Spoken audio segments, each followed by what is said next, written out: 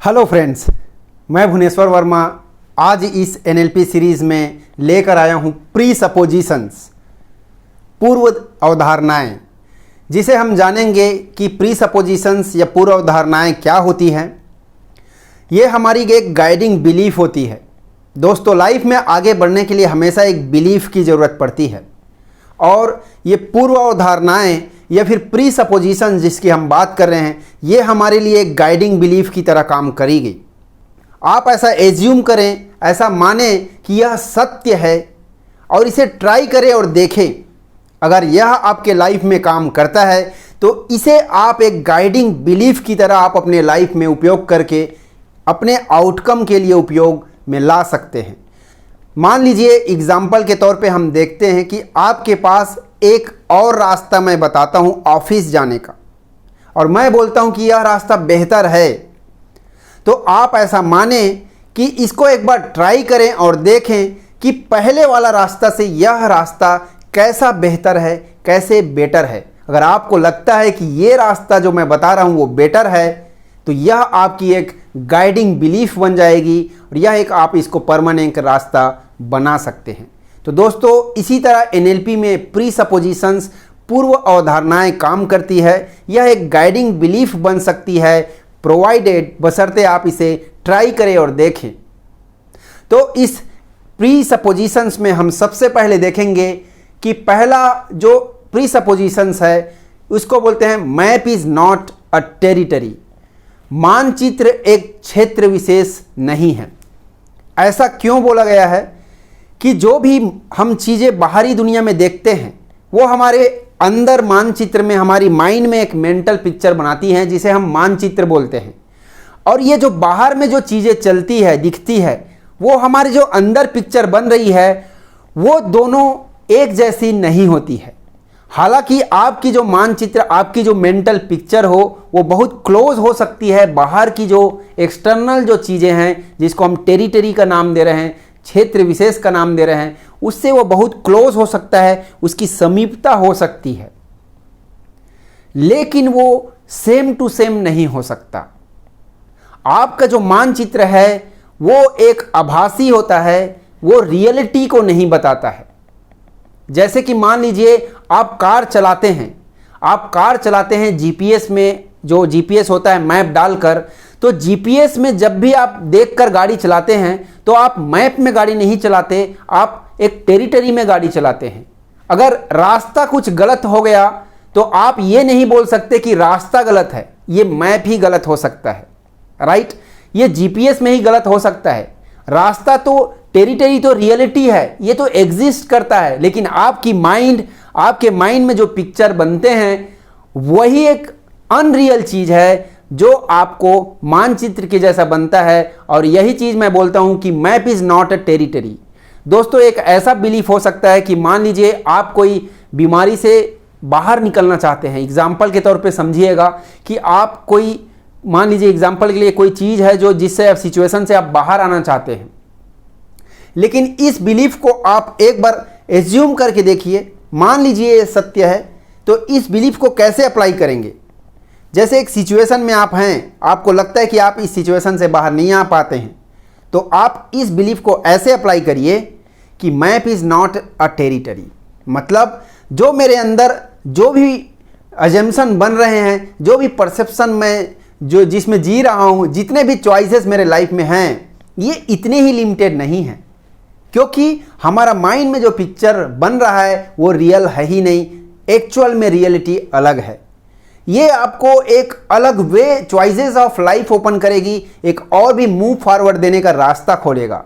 ये एक ऐसी प्री सपोजिशंस है जो हमेशा आपको एक और चॉइस प्रदान करेगा, आपको लाइफ में आगे अपने डिज़ायर के लिए, अपने गोल के लिए काम करने के लिए जरूर एक अच्छी प्री सपोजिशन साबित हो सकता है। इसे आप ट्राई करिए और एक अलग से चॉइस, जब आपके पास अनेक चॉइसेस होंगी तो आप एक बैलेंस लाइफ को जी सकते हैं।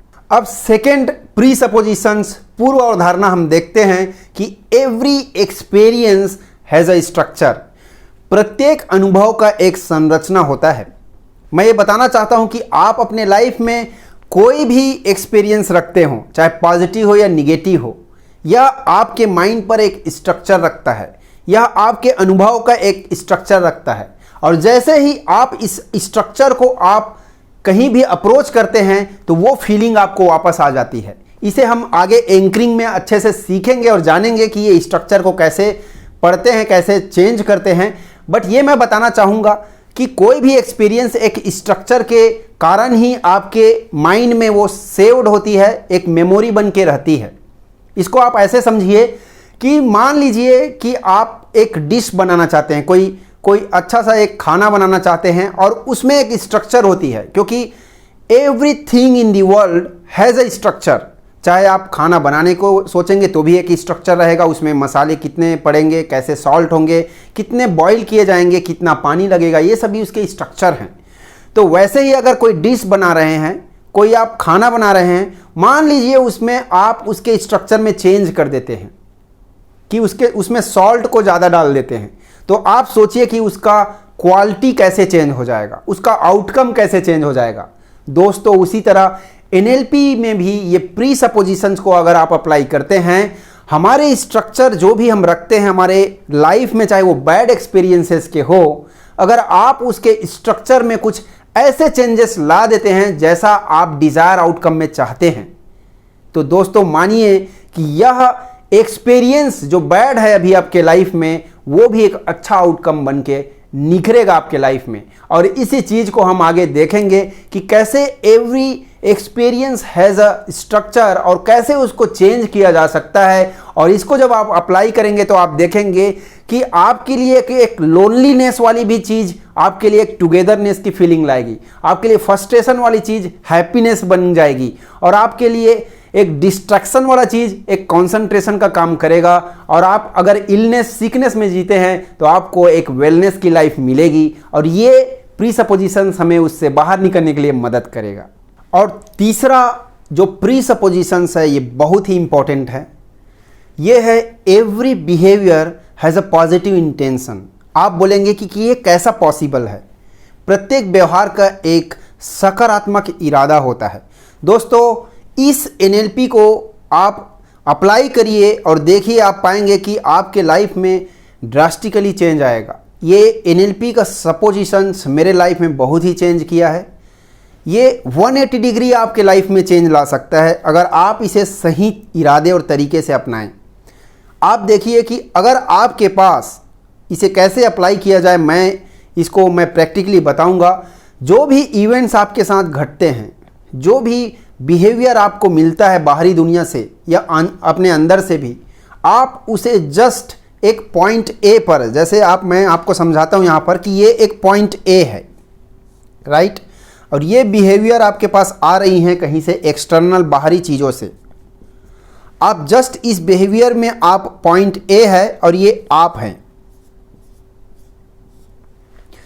यहाँ पर जब ये बिहेवियर आपके कान में आती है, सुनते हैं, या फिर आप उसको सुनते हैं, या फिर आप देखते हैं, या फिर उसको फील करते हैं, तीनों चीज़ करते हैं, तो आप इसको वहीं पर ही एक सेकेंड रोक कर ये जरूर आप पूछिए उस इवेंट से, उस बिहेवियर से कि what is the positive intention और what is the positive message hidden on this for मी।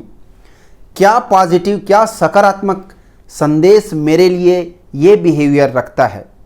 क्योंकि ये याद रखिए कि कोई भी चीज़ें यूनिवर्स में जो घट रही है और आप भी उससे रिलेशन में हैं, आपके साथ भी वो घट रही है, आपके साथ को आपको छूते हुए, स्पर्श करते हुए प्रभावित करते जा रही है, मतलब आपके लिए भी एक संदेश लेके आई है।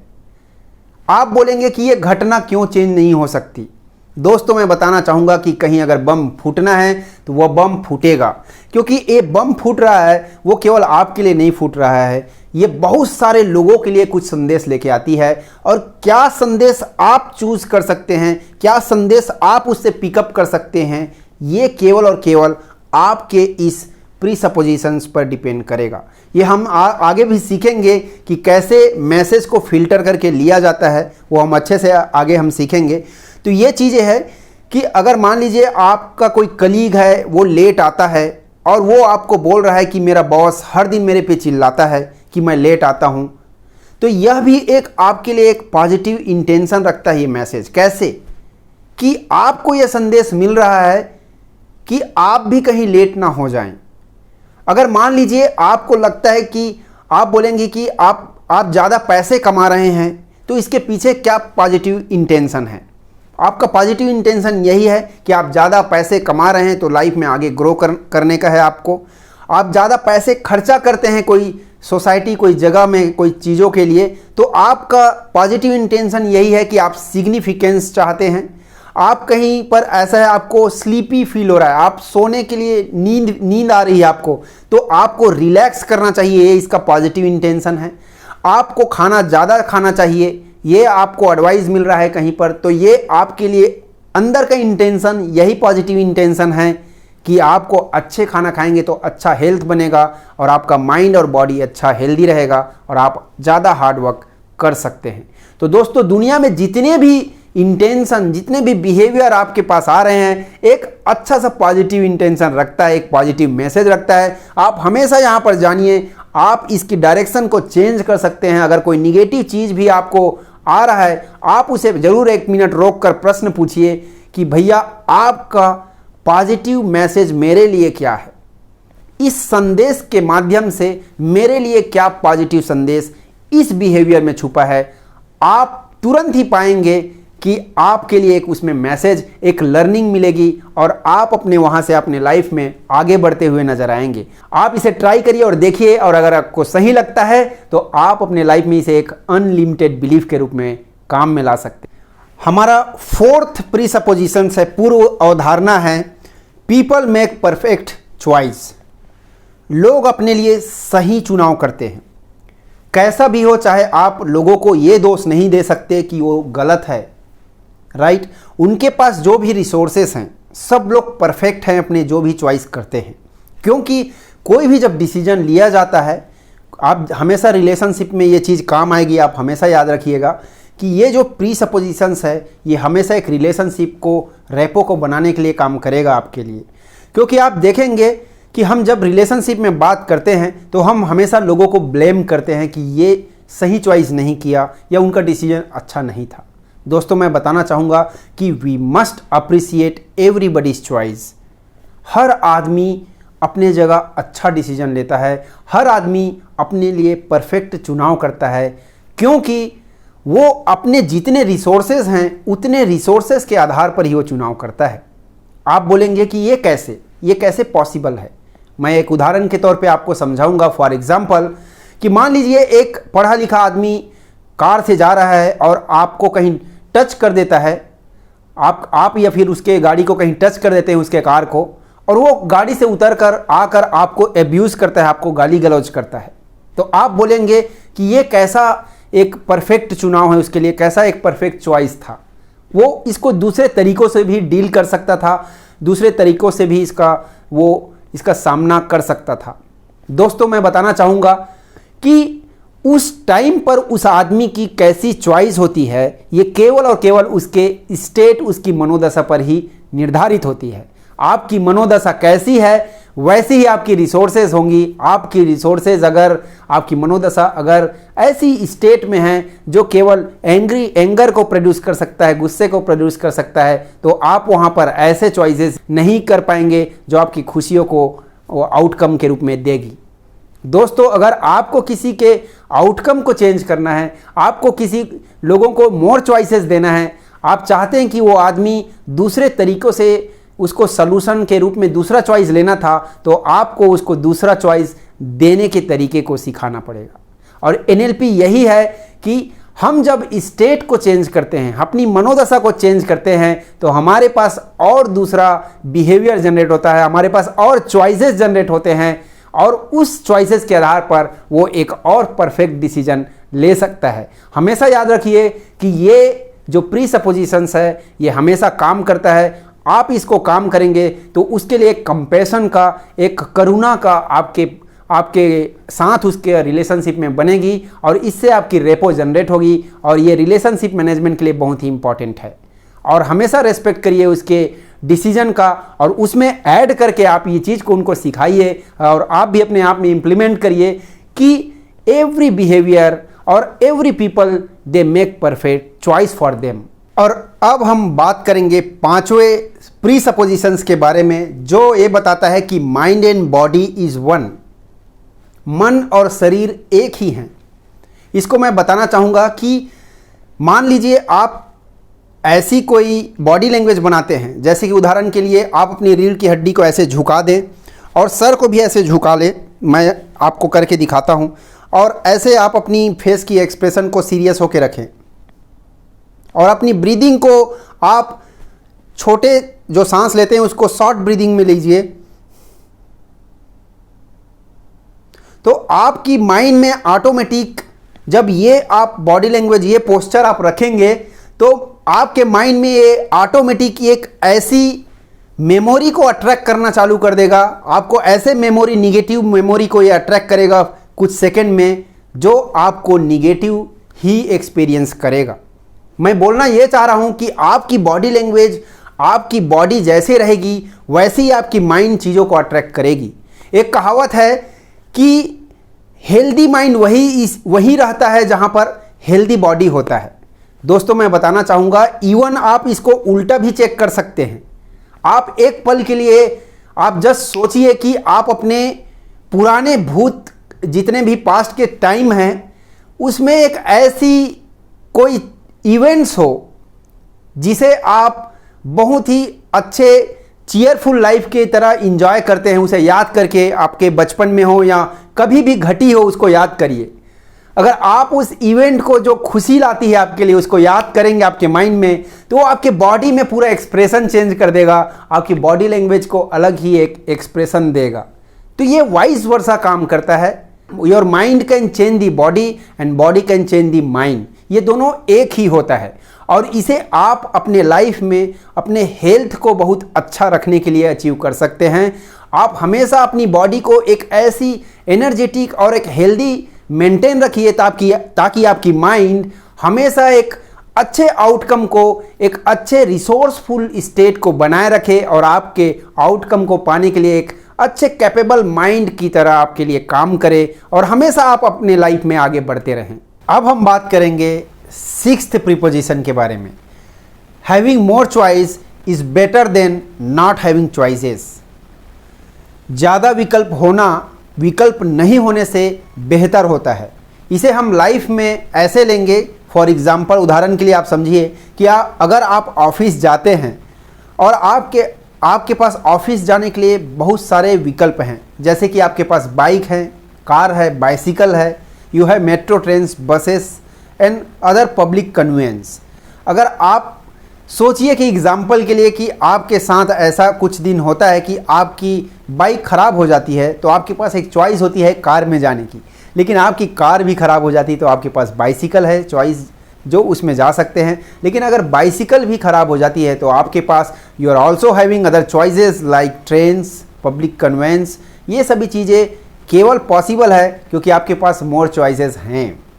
दोस्तों, जब भी हमारे लाइफ में मोर चॉइसेस होती है तो हमारी लाइफ अच्छे से कंट्रोल हो पाती है उस सिचुएशन में और बैलेंस हो पाती है।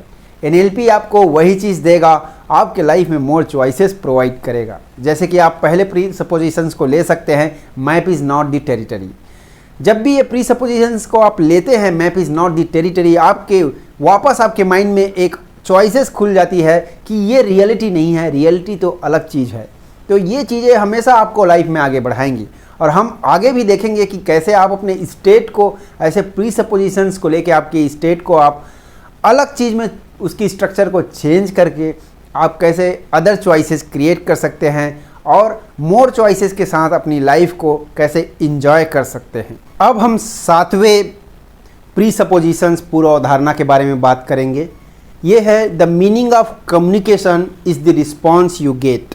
इसका मतलब है कि आपके कम्युनिकेशन का मतलब ही यह है कि आपको जो प्रतिक्रिया मिलती है वो वैसा आपका कम्युनिकेशन होता है।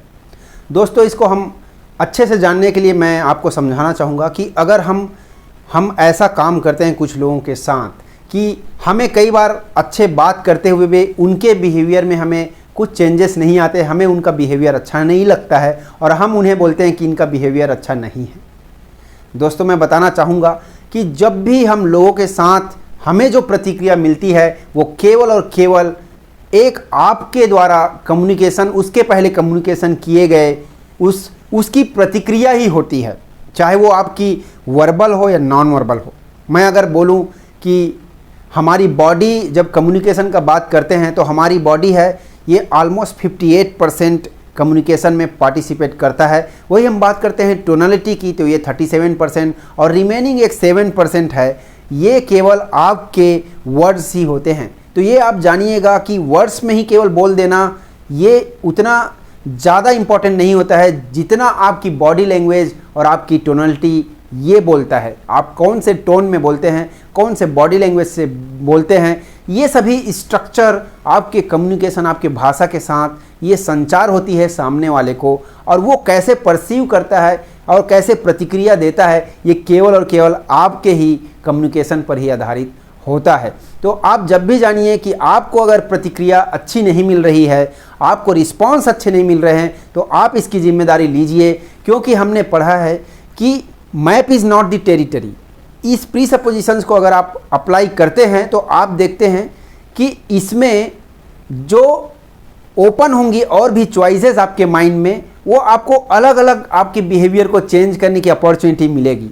अगर आपको लगता है कि एक बिहेवियर से अच्छे रिस्पॉन्स नहीं आ रहे हैं तो आप अलग अलग चॉइसेस को लेकर आप अलग अलग बिहेवियर को प्रोड्यूस करिए और उसकी प्रतिक्रिया को देखिए कि आप जैसे डिज़ायर, आप एक्सपेक्टेड जो प्रतिक्रिया चाहते हैं वैसे आपको मिल जाएंगी। अब हम बात करेंगे 8वां प्रीसपोजिशंस, 8th प्रीसपोजिशंस। ये है कि if one person can do something you can also learn and do. ये हम बात करेंगे कि अगर आप स्टूडेंट हैं, आपको लगता है कि आपके कोई रोल मॉडल है जो अच्छे पढ़ाई करते हैं, आपको लगता है कि वो अच्छा करियर को अचीव कर चुके हैं, तो आप भी उनके स्ट्रक्चर को, उनके स्ट्रेटजी को मॉडल करके, लर्न करके आप भी उनके जैसा बन सकते हैं। अगर आप बिजनेसमैन हैं, आपके कोई रोल मॉडल हैं, आपको लगता है कि आपको ऐसे बिजनेस क्रिएट करना है, तो आप भी उनकी स्ट्रेटजी को, आप उनके जो स्ट्रक्चर्स और जो माइंडसेट है उसको कॉपी करके, तो आप भी उनकी स्ट्रेटजी को मॉडल करके उसको आप वैसे गोल अचीव कर सकते हैं। ये हम आगे सीखेंगे कि कैसे एक स्ट्रेटजी को मॉडल किया जा सकता है। NLP एक चेंज को ही बताता है कि कैसे चेंज को आप अडॉप्ट कर सकते हैं और उनके स्ट्रक्चर को आप कॉपी कर सकते हैं। ये सभी चीज़ें हम ज़रूर देखेंगे। तो कोई भी पर्सन अगर एक फील्ड में अगर मास्टर है, अगर उन्होंने कोई सक्सेस को अचीव कर चुका है, अगर आप उसे मॉडल करना चाहते हैं, वैसे ही रिजल्ट आप भी अपने लाइफ में पाना चाहते हैं, तो you can model their strategy and you can also achieve the same result what he has achieved in their life.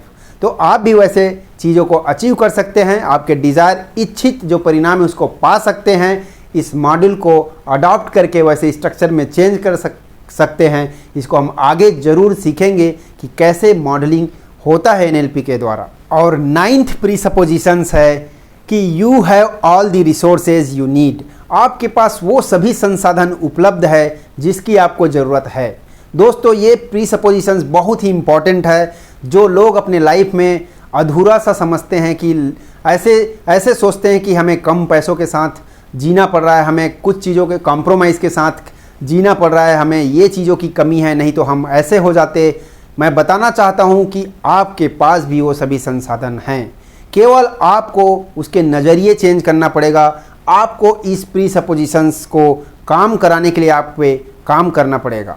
दोस्तों, मैं बताना चाहूँगा कि ये एक ऐसा प्रीसपोजिशंस है जो आपको, ये प्रीसपोजिशंस ऐसे बिलीफ, अनलिमिटेड बिलीफ पैदा करेगा आपके माइंड में कि आप कभी भी कमी को महसूस नहीं करेंगे। आपने हमेशा आगे भी एक प्रीसपोजिशंस की बात किए हैं कि every behaviour has a structure. जब भी हम बात करते हैं स्ट्रक्चर को चेंज करके हम अपने स्टेट को चेंज कर सकते हैं, और स्टेट को चेंज करके हम एक अलग ही आउटकम, अलग ही रिसोर्स को हम एक्सेस कर सकते हैं, हम उसको अप्रोच कर सकते हैं। तो दोस्तों, जब बात करते हैं चेंज का, कि जब आप चेंज करने के मास्टर बन चुके हैं, तो ये याद रखिए कि आप एक ऑल द रिसोर्सेज के भी ओनर हैं। You are the owner of all the resources. तो आप अगर बिहेवियर को चेंज करना सीख गए हैं, जो आगे हम बात करेंगे कैसे स्टेट को चेंज किया जाता है और कैसे एक डिज़ायर आउटकम को जनरेट किया जाता है, अगर आप इसके ओनर बन चुके हैं तो don't worry, you are the owner of all resources. और जब सभी ये रिसोर्सेज आपके पास रहेंगी तो आपको क्या चाहिए लाइफ में, कैसे पॉजिटिव आउटकम चाहिए, आप उसके लिए प्लान करके इस आउटकम को, इस रिसोर्सेज को आप यूटिलाइज करके काम में लाकर आप ऐसे परिणाम उत्पन्न कर सकते हैं दोस्तों। और 10वां प्रीसपोजिशंस है, if you want to understand you have to act. ये मैं ये बोलूँगा कि अगर आपको कोई भी चीज़ों को समझना है तो आपको उसे करके देखना पड़ेगा। मुझे ये चीज़ में समझाने की ज़रूरत नहीं पड़ेगी, क्योंकि आप बचपन से अभी तक जो भी चीज़ समझने को अपने लाइफ में जो चीज़ चाहते हैं और जिसे चाह रहे हैं उसे करते ही आ रहे हैं और कर करके ही देखते हैं और समझते हैं कि ये चीज़ें आपके लिए काम करती है या नहीं करती है। तो आपको यही चीज़ है कि आप जो भी चीज़ लर्निंग कर रहे हैं, अगर आपको इसको समझना है तो आपको इसको काम में लाना पड़ेगा, आपको एक्ट करना पड़ेगा, तब ये परिणाम में आपको समझ में आएंगे कि ये कैसे काम करती है। और दोस्तों ये हमारा अंतिम प्रीसपोजिशंस 11वां प्रीसपोजिशंस है, यू कैन नॉट कम्युनिकेट। ये जो डबल नॉट आया है उसका मतलब यही है कि आप वास्तव में वो करते हैं, आप हमेशा कम्युनिकेशन करते हैं। अगर आप चाहते हैं कि आप किसी से बात ना करें फिर भी आप बात करते हैं, आश्चर्य सा लगता है कि आप कैसे मैं बात कर रहा हूँ। दोस्तों अगर आप किसी से मुंह फेर भी लेते हैं तो भी आप उससे कुछ ना कुछ संदेश आपके बॉडी लैंग्वेज से दे रहे हैं। तो हमेशा याद रखिए कि हम जब भी लाइफ में कोई भी बिहेवियर हम नहीं देना चाहते हैं फिर भी हम उसको दे ही रहे हैं, ये भी हमारी एक्शन में, हमारी बॉडी के आउटकम में आती है। तो जब आप जानते हैं कि आप अच्छा हो या बुरा हो, आपके बॉडी से ये कम्युनिकेशन हो ही रहा है दूसरों से, तो क्यों ना हम इस कम्युनिकेशन को अच्छे चीज़ों के लिए जो चाहते हैं वही परिणाम के लिए ही हम कम्युनिकेट करें। और इसे हम NLP में आगे अच्छे से सीखेंगे कि कैसे आप हमेशा अच्छे परिणाम के लिए, अच्छे प्रतिक्रिया के लिए आप अपने कम्युनिकेशन को सुधार सकते हैं सबकॉन्शियस कम्युनिकेशन के थ्रू। और आपके लिए यह असाइनमेंट है कि आपको लगता है इन 11 प्रीसपोजिशंस में से सबसे अच्छा आपको जो भी प्रीसपोजिशंस लगा है उसे आप अपने फैमिली मेम्बर के साथ में आप उसे अप्लाई करिए और देखिए कि वो क्या संदेश देता है। और वैसा ही अगर आपको लगता है कि इनमें से प्रीसपोजिशंस मेरे लीस्ट इम्पॉर्टेंट है तो उसे भी अप्लाई करिए। आप देखिए कि दोनों ही आपको वैसे ही पॉजिटिव संदेश आपके लाइफ में देते हुए नजर आएंगे। दोस्तों मैं बताना चाहूँगा कि आप कोई भी प्रोफेशन के हों, आप इस 11 जो प्रीसपोजिशंस हैं, जो इसको आप बोल सकते हैं कि अनलिमिटेड बिलीफ बोल सकते हैं, इसे 1 बाय 1 नोट करिए और आप इसे डेली लाइफ में आप इसे अप्लाई करके देखिए। आप अगर स्टूडेंट है तो आप पाएंगे कि आप अपने एकेडमिक लाइफ में अच्छे परफॉर्मेंस करते नजर आएंगे। अगर आप सेल्स के बिजनेस में हैं तो आपकी सेल्स में ज़रूर बढ़ोतरी आएगी। आप अगर कोई अच्छे प्रोफेशनल हैं, आपकी प्रोफेशनल ग्रोथ होंगी।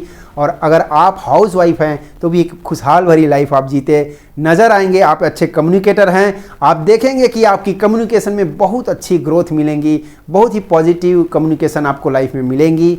और ये सभी चीज़ें आपके लिए काम अगर करती हैं तो आपके लिए एक अनलिमिटेड बिलीफ ये पैदा होंगी। और आगे हम पढ़ेंगे कि कैसे इन चीज़ों को अप्लाई करके और हम अपने बिहेवियर में मोर चॉइसेस कैसे ला सकते हैं। So thank you very much, keep enjoying your life.